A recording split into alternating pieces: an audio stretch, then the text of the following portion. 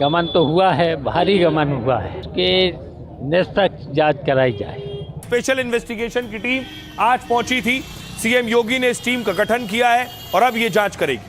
So आपले प्रभू श्रीराम पण सुरक्षित नाहीये. त्यांच्या मंदिरातून 7 कोटी रुपये किंवा 2 किलो सोन्याची गदा किंवा सोन्याचे दागिने लंपास होतात अशी बातमी आहे. आणि याच्यावरती आपले विश्वगुरू, कंटेंट क्रिएटर किंवा त्यांची पिल्लावळ, पाळी कुत्री, हिंदू धर्मरक्षण करणारे हिंदू धर्मरक्षक किंवा अंधभक्त सगळ्यांची चुप्पी आहे. एकाच्याही तोंडातून एक शब्द नाही. कारण की बोलायला जागा नाही ना. आपलं पितळ उघडं पडतं या ठिकाणी.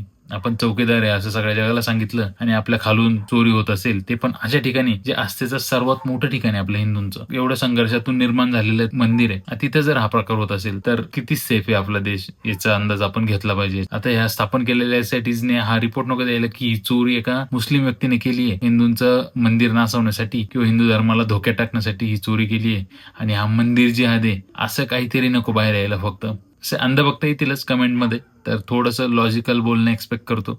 अदरवाईज ज्याला त्याला ज्या त्या भाषेतच उत्तर दिलं जाईल लायकीनुसार.